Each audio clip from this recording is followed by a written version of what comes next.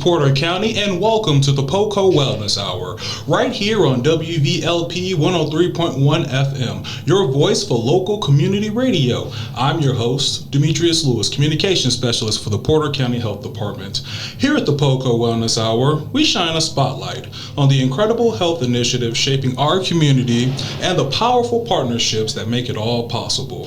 From local organizations making improvements in public health to innovative programs led by the Porter County Health Department, this show is your guide to stay informed, inspired, and engaged. So sit back, relax, and let's jump into our conversation. Now, February is American Heart Month. It's a time to focus on keeping that ticker in tip-top shape, and it's also Congenital Heart Defect Awareness Week, February 7th to February 14th, shining a light on the importance of early detection and care. Now today, we have a very special guest in studio. I would like to introduce Tara Keenan from from HeartCore. I was about to mess up right there. How you doing, Tara? Good, how are you? I'm all right. Thank you for joining us today. How are you? I'm good. Thank you for having me. Awesome. This is the first running of the PoCo Wellness Hour. You are our first guest. How does that make you feel, ma'am? Pretty good. Thank you. Superstar over here. So we are excited. We're going to dive right in. Tara, can you tell us a little bit about HeartCore, their mission, and what is the purpose of this organization? Maybe talk a little bit about your role with them.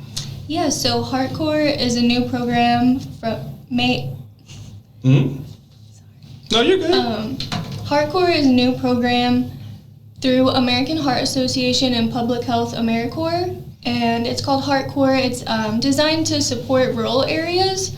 So what HeartCore members do is assist with blood pressure, hands-only CPR, and heart health. Blood pressure in rural areas is really important because in rural areas, people face the highest death rates due to high blood pressure. And then hands-only CPR is super important in rural areas as well because if it's started immediately after cardiac arrest, it can double and triple someone's chance of survival. So the HeartCore members are going around in these communities and just helping with those things. Absolutely. So what is your title? What's your role with HeartCore? HeartCore service member. HeartCore service member. How long have you been with the organization? Since October. Okay. Awesome. So, HeartCore, they are a partner of ours, the Porter County Health Department. You know, we're working together to enhance the health of our community. Can you talk a little bit about that partnership effort between the Porter County Health Department and HeartCore? Yeah, so in the HeartCore program, basically the HeartCore members, they get a host site, and the Porter County Health Department has been hosting me, and they've been super, super supportive. Everyone's been great.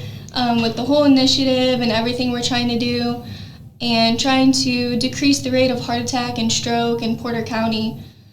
And we're actually getting a HealthBot kiosk in the Porter County Health Department lobby. Awesome. So that'll be super exciting. So look out on social media for that. And that's for anyone in Porter County in the community to come and get their blood pressure taken, their pulse, their weight, their BMI, all that. So it's really exciting. Are these machines, could we find these in other areas? Are these machines rather new? Can you talk a little bit about the machines? Okay. It's all good. Actually, yeah, we're good.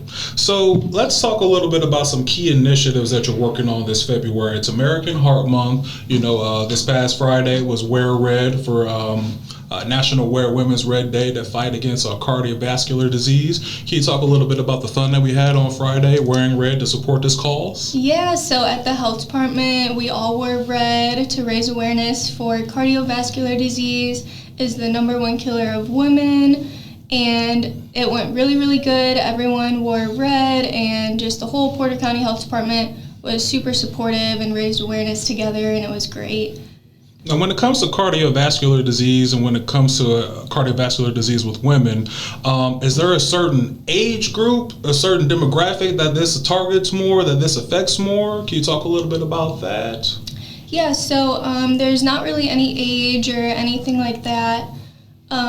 It does affect certain races more than others, and then if it's in your family and stuff like that, certain factors like that. But it's mostly just such a big day because heart health wasn't as recognized for women back then. So like actually in the 1960s, the American Heart Association didn't do too much research on women's heart health. They were focusing on men's heart health. They actually had an event in the 1960s that women could attend that was called How to Help Your Husband Cope with Heart Disease. And so the woman would go there, and no one really thought about, hey, the woman can have this too. Right. Until about the 1980s is when they started looking into like women's heart health and stuff like that. So that's where Red Day is all about, for raising awareness that women can have these heart problems too. I do have a question. So from a medical standpoint, after a certain age, for men, doctors will tell you that you need to get a prostate exam and things like that. For women, after a certain age, you may need to get a mammogram or anything like that to kind of catch those hidden health factors and things like that.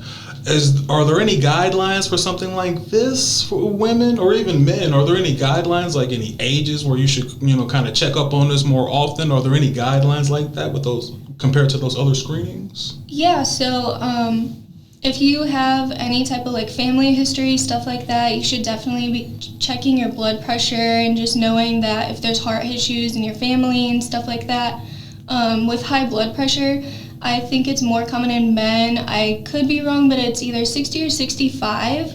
It's more common in men, and then after that, it's actually more common in women. But yeah, it can happen at any age, blood pressure issues or heart issues. Are there any signs, like, are there any signs that you can pick up on people that may be having this kind of issue and maybe they don't know? What are some signs that maybe we should look for to make sure that we're healthy? Yeah, so that's another big reason why they're doing the research in women, because women can have different symptoms than the men. But yeah. The women can so have it could be a little symptoms. different than, Yeah, it can be a little bit different. Like heart attack symptoms in women are different than in men, but the most common one is chest pain still. But also, so between men and women, those same signs, they exist. It's not like men get different signs, women get different signs. Like you said, it's the tightening of the chest, maybe loss of breath, things like that. Yeah, that would be like genders. it would affect both genders, but then women have some additional different ones. But then also, it's really hard to detect high blood pressure and heart problems. Sometimes there's no symptoms at all for male or female. Gotcha. So how often should people maybe check their blood pressure? Is that something we should probably do daily? I mean, what if you're a young, healthy individual? Should you still worry about that kind of stuff? Can it sneak up on you? Yeah, if you're young, you should still get your blood pressure taken. You can ask your doctor how much they recommend. Like maybe if it's in your family, they might recommend taking it more, things like that. But definitely checking it based off your doctor's recommendations. And then if you do have high blood pressure, American Heart Association recommends that you take it in the morning and at night. And this is something, like you said, that is genetic. It can be passed down from parent to child. Yeah. Okay. It's genetic, and then lifestyle factors, and just really anything, even your sleep, your nutrition, everything goes into it. So if you're a parent out there and you have a child, you want to maybe keep that in mind, because this is something that can be passed on genetically. Let's move on, if you don't mind. Now, let's talk a little bit about heart health in general. What are some of the most important things that people can do to maintain a healthy heart, no matter your age, no matter your gender? What are some good tips for people to stay healthy?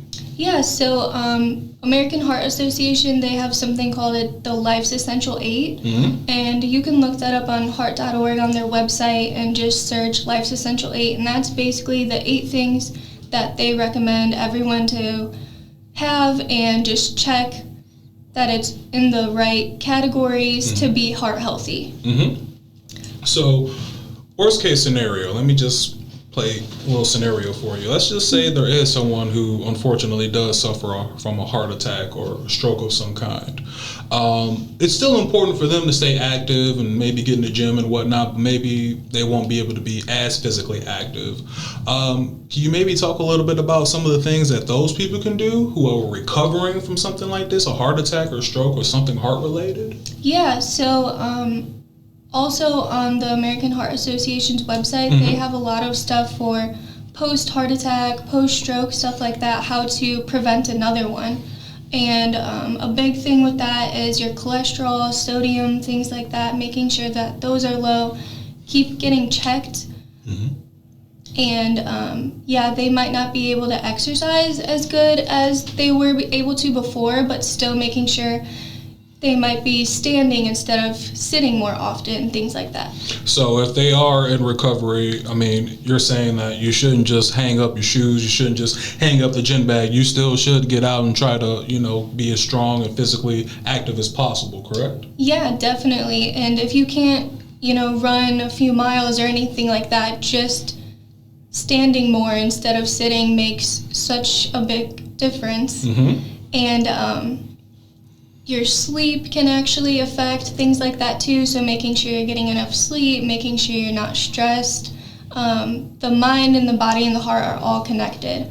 So if you're stressing, you're not getting as much sleep, your mind affects your heart health as well. Okay. And everything that goes on with your body, like your nutrition and your exercise, that's going to affect your heart as well. Everything plays to the heart, doesn't it? Yes. Yeah. Also smoking. That's another good one. So smoking can actually immediately lower your blood pressure if you quit. And so that would also lower your chance of heart attack and stroke. So if you haven't heard there's Quit Now Indiana, you can just dial 1-800-QUIT-NOW and someone will be in contact with you. I think it's 24 to 48 hours, maybe 48 to 72 hours. Someone is in contact with you and they're just helping you start quit. Awesome. Start quitting. Okay. So, smoking is that's a really big part, and it can really have a damaging effect on your heart, your lungs, your overall health. So it really doesn't matter if it's cigarette, cigar smoke, even the vaping, right? All this can have a negative effect on your heart, correct? Yeah, vaping too, tobacco, even secondhand smoke. So understood. So there are a lot of misconceptions about heart disease out there. For instance, I'm a big, strong guy. I just turned 37 a few weeks ago. I'm relatively healthy. I feel like there may be a lot of people out there like me that don't really feel bad. They don't think anything's wrong. What are some common misconceptions about heart disease? I mean, because just because you feel healthy doesn't mean you are healthy, right? Yeah, you definitely need to be doing basically those 8 things that we talked about to be healthy. Checking your blood pressure, not eating as much sodium, lowering your cholesterol. One of them is getting checked for diabetes. And then, like I said, the mind, body, and heart connection. So nutrition, sleep, no stress, standing instead of sitting, all of that. Because one misconception is if you have high blood pressure, you'll have symptoms. Or if anything's going on with your heart, you'll have symptoms. And that's not always the case. Someone's blood pressure can be in a crisis level stage and they can still have no symptoms at all. So it's really important to keep up with your heart health and just make sure. So you talked a little bit about, seems like there may be kind of a relationship there, a negative relationship even, between diabetes and heart health. So if your sugars are high, if you're not kind of healthy in this kind of category, it can kind of leak over to the other. Is it fair to say that those two kind of conditions are kind of connected to one another? Not all the time, but maybe sometimes? Yeah, I mean, everything that's going on in your body can have an impact on another part of your body. I don't know too much about diabetes. Understood. But yeah. I understand. So congenital heart defects, they affect many families, many families around where we live. What kind of sources are available to parents and families who are dealing with this issue, congenital heart defects? Yeah, so they're actually a lot more common than people think. about 3,600 children are born with these heart defects each year. And there's 1.3 million Americans living with some form of the heart defects. Mm-hmm. So on American Heart Association's website, you can go on there and there's some support groups for parents or families that have a loved one dealing with that. Mm-hmm. Or if you're living with some type of heart defect like that, you can join a support group on there. And then I'd also recommend to contact our care coordinator. Mm-hmm. Contact our care coordinator at the Porter County Health Department, and she's super, super great, and she can get you resources and whatever support you need. Care Coordinator Carrie. Care Coordinator Carrie. Say it 3 times fast. So, I already touched on this, but, I'm sure there are some listeners out there thinking, just like what I said earlier, I'm young, I don't have anything to worry about, I'm never short of breath, I don't have any of these symptoms. What would you say to those people, maybe, around our age, late 20s, early 30s even? What would you say to them to encourage them to kind of stay up on their heart health and don't let these kind of things sneak up on them? Yeah, I would encourage them to listen to their bodies, and definitely encourage them to build these healthy habits now, because just thinking like, I might be able to do this still because I'm still young and I don't need to be healthy yet until maybe I hit my 20s or 30s or so on. Quitting vaping and smoking, it might be harder to quit in the future. If you start earlier, you have a better chance of it not being as hard. Understood. Basically, and any other bad habits like eating too much junk food, quitting early, it's going to be a lot easier on yourself in the future. Bad sleep schedules, just getting in a good sleep schedule, creating these good habits, because your future self will thank you, and you can have heart issues at any age. Absolutely. So are we still under the impression that we need to get 7-8 hours of sleep? What's the recommended dose? Yeah, I think it is 7 to 8 or 7 to 9. That's the healthy. Yeah. Who's getting 9 hours of sleep? Are you getting 9 hours I do of sleep? sometimes. Really? I think it's normally like 7 to 8, but I definitely get 9 or 10 sometimes. Okay. Well, I have to get my 9 or 10 on Saturday and Sundays. I can't really get it in a week like that. Yeah, in American Heart, they actually recommend that you're not catching up on your sleep on the weekends. Oh, so I've been messing up? Yeah, that actually doesn't help. So it's actually better if you keep the same schedule 7 days a week. Wow. Yeah. That's why I'm always tired. Yeah. We're going to talk to our supervisors back at work. I need to be on a more consistent sleep schedule because Hardcore said so. It's for my heart health. Yeah, and another thing of how heart health can affect you at any age, if you look up, her name's Jude on American Heart Association's website. Okay. She was 18 years old when they published this article, I think, and she had 6 heart attacks by the time she turned 18 years old. So, and she was super healthy. She did cross country. She did beauty pageants. I think she was on Miss America as well. And so it's a really, really great story. You said 8 heart attacks? 6 heart attacks by the time she turned 18. Wow. So yeah, I think her first one was at 16 years old.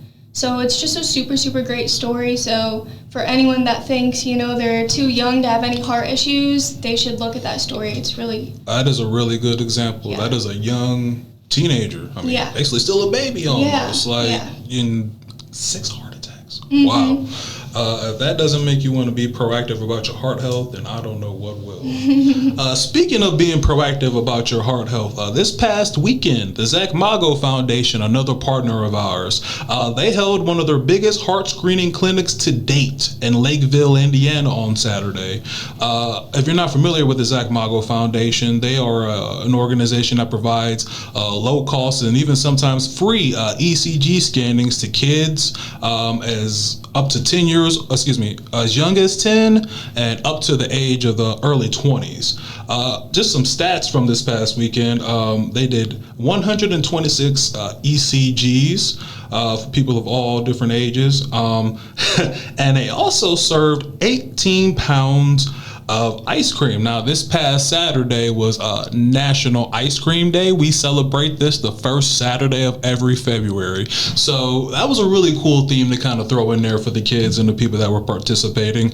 There were 30 awesome volunteers, one of which was one of our Porter County Health Department nurses, Crystal Coffey. So we just wanted to give you guys a nice shout out and congratulations to a very successful event this past weekend. And we look forward to partnering with you very soon. I think they'll be at our health fair on June 13th.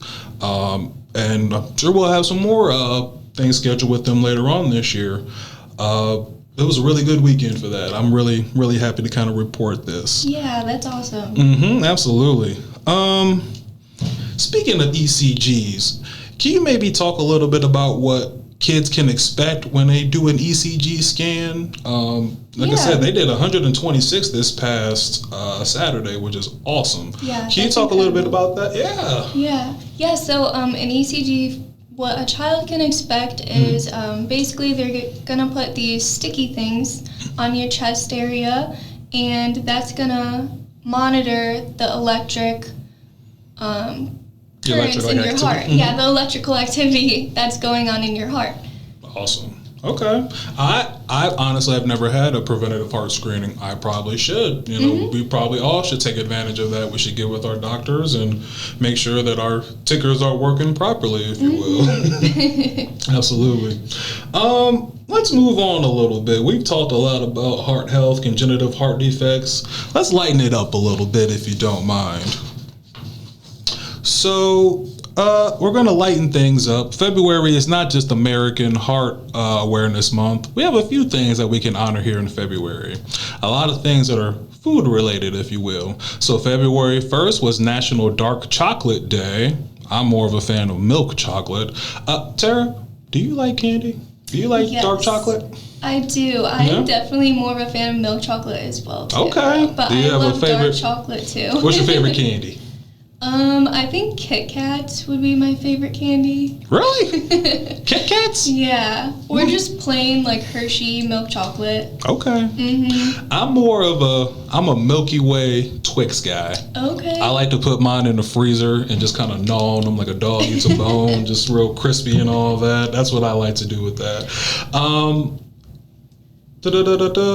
So that's your favorite candy.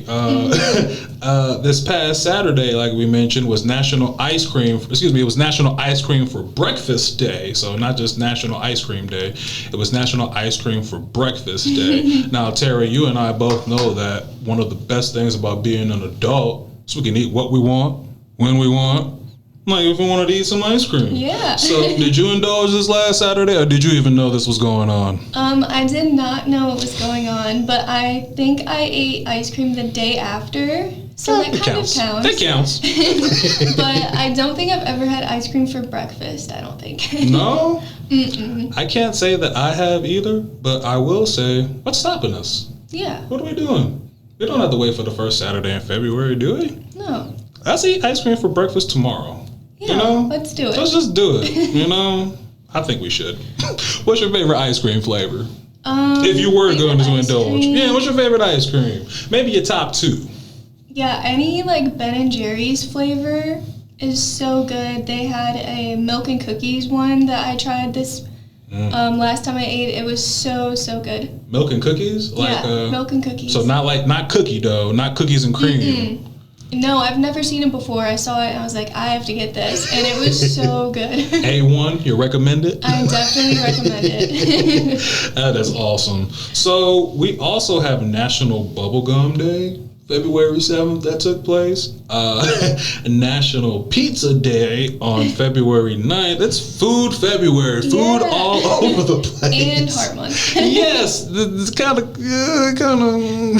goes against one another a little bit, but that's okay. We're having fun over here.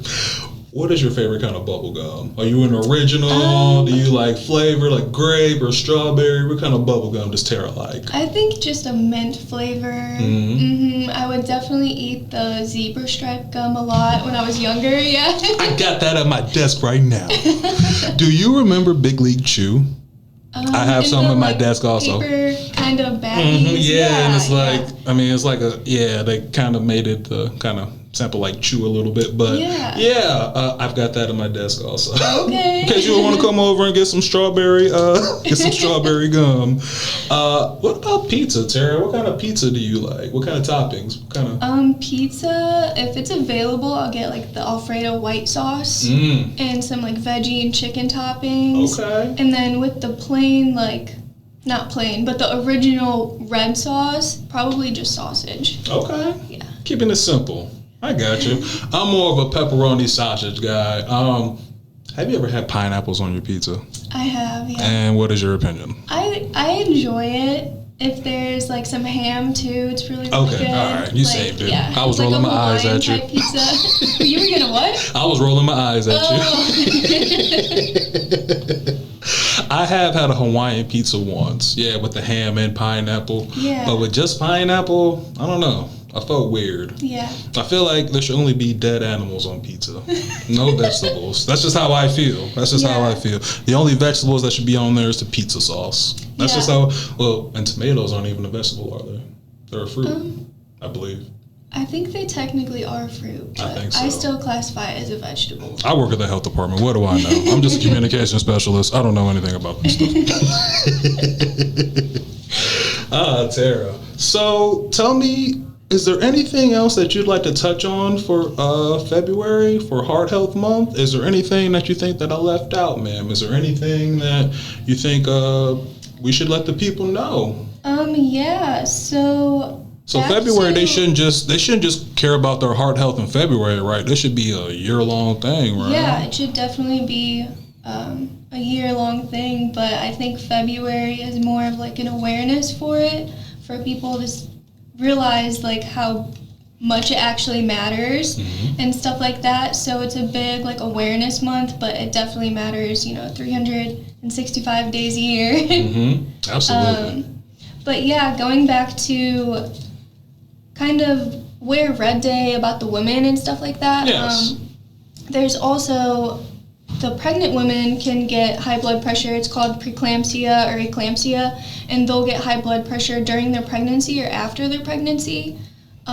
So that's a super big deal as well, because that can actually lead to seizures if it gets super, super bad. And we actually got Pre-Eclampsia Foundation donated boxes of blood pressure monitors to the health department. Awesome. So that was awesome. I just wanted to touch on that real quick. And then also we have an event this month with a foundation called Raindrops Rising, and I'll be doing an event with them, and it's later on in this month, I think the 28th. It's on the health department social media, and they'll be teaching self-defense for women, and I'll be teaching hands-only CPR for women. Hi-ya! Yes. Yeah, teaching women how to defend themselves. That's awesome. Well, Sarah, is there anything else that you think I forgot before we sign off here? Is there anything that you want to tell the people? Like I said, is there anything I forgot? I don't want to... The mic is yours if you'd like. Nope, I think that's it. It was just those two other things. Okay. Yeah. Well, all right. Tara, thank you so much for your time today. We really appreciate your time being our first guest on the PoCo Wellness Hour. Thank you so much. Thank you. Absolutely. So listeners, remember, your heart health is in your hands. Take the steps to save your life. Not just this month, but all year long. And that is going to bring us to the close of episode 1 of the PoCo Wellness Hour. A big thanks to our special guest, Tara Keenan from Heartcore. Thank you for sharing your insight and your expertise on this matter. We really appreciate your time, Tara. We hope today's conversation has left you feeling informed and empowered. Remember, a healthy community starts with each and every one of us. For more information on our programs and initiatives we discussed today, here are some websites that you can follow us on, our socials and our main website. So you can find us on the Porter County Government website at www.portercountyin.gov, or you can go straight to our health department website, which is www.in.gov, which is gov/local help/Porter County. And as far as our social media, we're on there. You can catch us on X or Twitter if you're still calling it that. You can go to x.com/county_Porter. Our Facebook page is www.facebook.com/Porter County Health Department, or you can catch us on Instagram. Our name there is Porter_County HD. This is Demetrius Lewis, Communications Specialist for the Porter County Health Department, signing off. And thank you for listening to the PoCo Wellness Hour right here on WVLP 103.1 FM. See you next time.